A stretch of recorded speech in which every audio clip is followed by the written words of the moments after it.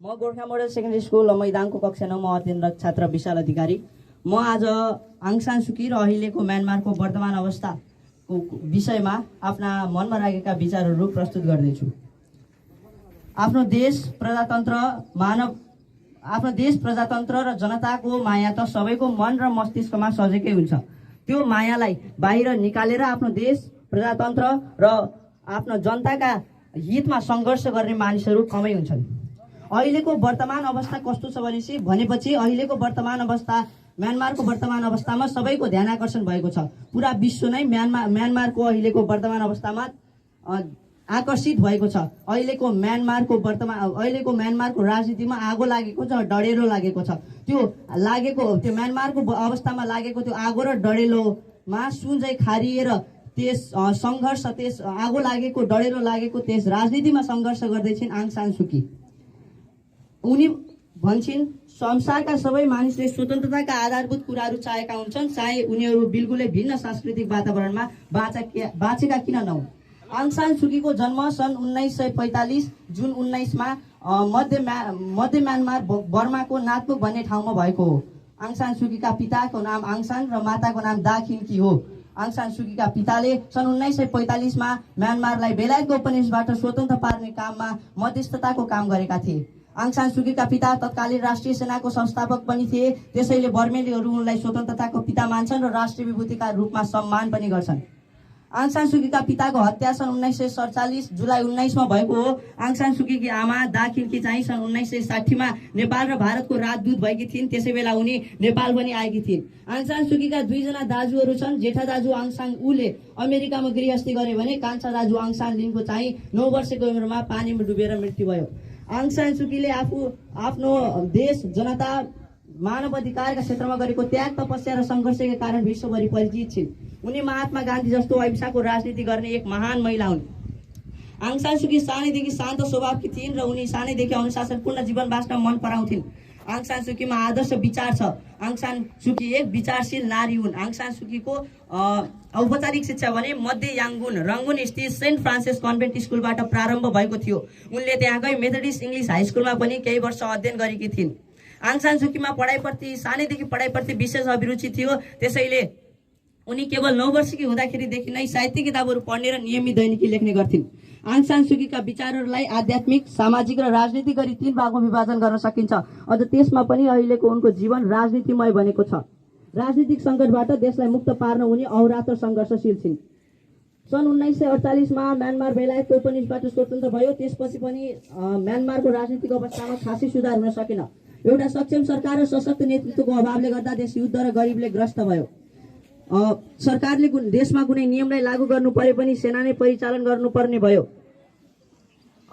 त्यसैले तत्कालीन प्रधानमन्त्री उनुले आफ्नो सबै कार्यकारी अधिकार सेनालाई जिम्मा लगाए र देशमा केही अमन चैन कायम भएपछि सन् 1960 मा सेना पनि आफ्नो ब्यारेकमा फर्कियो। आङ सान सुकीकी आमा दा खिन्की आफू नेपाल र दिल्लीको भारतको राजदूत भएर दिल्ली आउँदा छोरी आङ सान सुकीलाई पनि साथमै ल्याए। सुकीको पढाइ अब दिल्लीका विद्यालयमा हुने भयो। सुकीले दिल्ली स्थित कन्भेन्ट जेसस र कन्भेन्ट मेरी स्कुलबाट विद्यालयको पढाइ पुरा गरिन्। उनले त्यहाँकै लेडी श्रीराम कलेजमा भर्ना भइन् र आङ सान सुकीमा सानैदेखि कला र संस्कृतिप्रति विशेष अभिरुचि भएकाले उनी त्यहाँ नाटक कार्यक्रममा पनि भाग लिने गर्थिन्।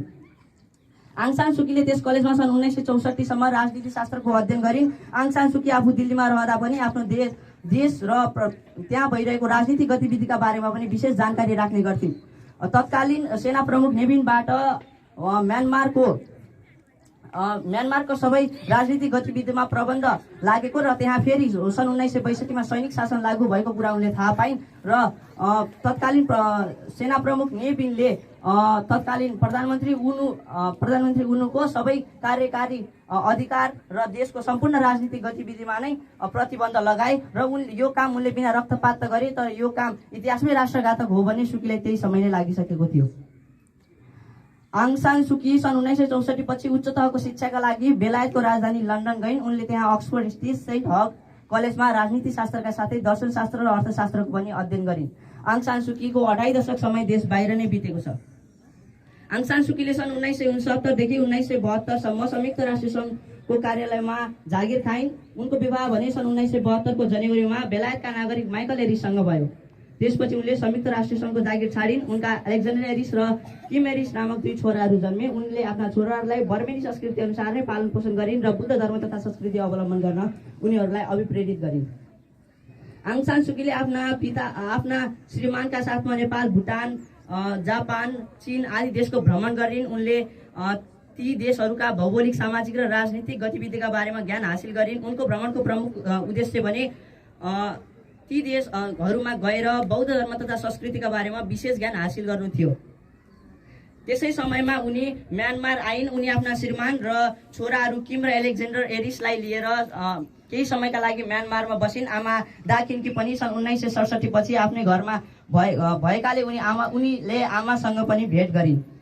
आङ सान सुकीले त्यो समयमा त्यति बेला सैनिक शासनसँग रुष्ट व्यक्ति, राजनीतिज्ञ, सेवाबाट बर्खास्त अधिकारी आदिसँग भेटघाट गरिन्। आङ सान सुकी केही समयका लागि लन्डन रहिन्। उनले आफू लन्डनमा रहँदा आफ्ना छोराहरूको पढाइमा ध्यान दिइन्। आङ सान सुकीले यात्रा संस्मरणका रूपमा let's visit Nepal, let's visit Japan र लेट्स भिजिट भुटान नामका बालबालिक कृतिहरू पनि प्रकाशन गरिन्। उनले आफ्ना पिता आङ सानको जीवनी अस्ट्रेलियाबाट प्रकाशन गरिन्। आङ सान सुकी सबै कामलाई उत्तिकै महत्त्व दिन्थिन् र सबै काम गर्न सानैदेखि रमाउँथिन्। तर म्यानमारमा गएर राजनीति गर्नुपर्ने कुरामा भने उनी जहाँ जे जस्तो अवस्थामा भए पनि विचार गर्थिन्।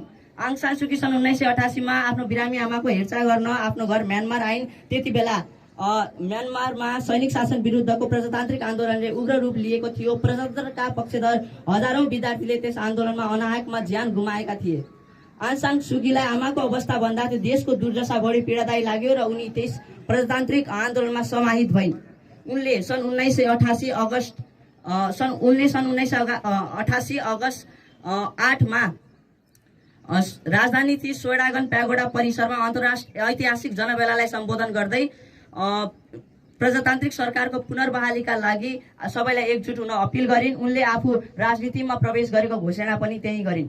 त्यसपछि उनी देश, जनता र प्रजातन्त्रको हितमा यति दत्तचित्त भएर लागिन् कि उनका सबै कार्यहरू अर्जुन दृष्टि जस्तै यसै विषयमा केन्द्रित भए।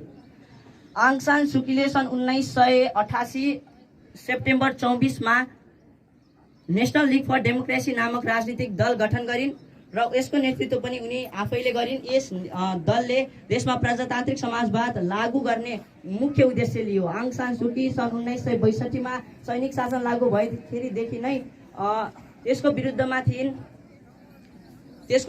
उनी सन् 1962 देखि नै सैनिक शासनको विरुद्धमा थिइन्। त्यसैले सैनिक सरकारले पनि उनलाई समाजको शान्तिमा खलल पुर्याएको भन्दै उनलाई सन् 1989 नोभेम्बर जुलाई 20 मा उनकै घरमा नजरबन्द गर्यो। आङ सान सुकी पटक गरी करिब 21 वर्ष नजरबन्दमा रहिन्। उनी आफू नजरबन्दमा रहँदा कसैसँग पनि भेटघाट गर्न उनलाई दिएन। एउटा सानो घेरामा उनलाई ठूलो सैनिक बेड खडा गरेर उनलाई नजरबन्दमा राखिएको थियो। आङ सान सुकी सन् 2020 मा म्यानमारमा सेना समर्थित राष्ट्रपति थिएनन्। त्यसैले त्यहाँ केही राजनीतिक सुधारको प्रारम्भ हुन थाल्यो। यसै सिलसिलामा राष्ट्रिय तथा अन्तर्राष्ट्रिय स्तर दुवैबाट आङ सान सुकीलाई रिहा गराउन भरमदूर प्रयास गरियो। आङ सान सुकीले पनि आफू नजरबन्दमा रहँदा सैनिक सरकारले लागू गरेका सम्पूर्ण नियमहरू पालना गरेकी थिइन्। त्यसैले उनलाई रिहा गराउन उनलाई बन्धकबाट रिहा गराउन सैनिक सरकार पनि बाध्य भयो। फलस्वरूप सैनिक सरकारले 13 नोभेम्बर 2010 मा सबै राजनीतिक दलहरूमाथिको प्रतिबन्ध पनि हटायो र उनी लगायत सबै राजनीतिक बन्दीलाई समेत रिहा गर्यो र विदेशमा भएका सबै राजनीतिक शरणार्थीलाई समेत माफ दियो। आङ सान सुकीको त्यो प्रयासले पनि देशमा प्रजातान्त्रिक समाजवाद खासै लागू हुन सकेन। त्यसैले उनी आफ्नो देशमा देश र जनताको हितमा प्रजातान्त्रिक समाजवाद लागू गर्न अझै पनि उत्तिकै सङ्घर्षशील छिन्।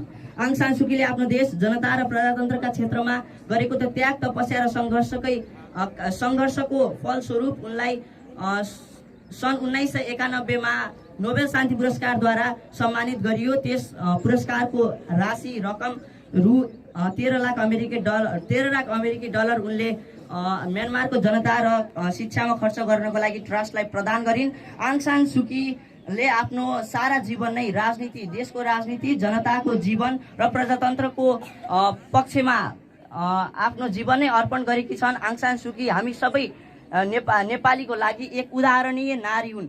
आङ सान सुकीले आफ्नो जीवनमा निकै ठुलो कार्य गरेकी छन्। उनको जीवनबाट हामीले धेरै प्रेरणा पाउन सक्छौँ भन्दै म आफ्ना भनाइहरू यहीँ टुङ्ग्याउन चाहन्छु। हस्त, धन्यवाद।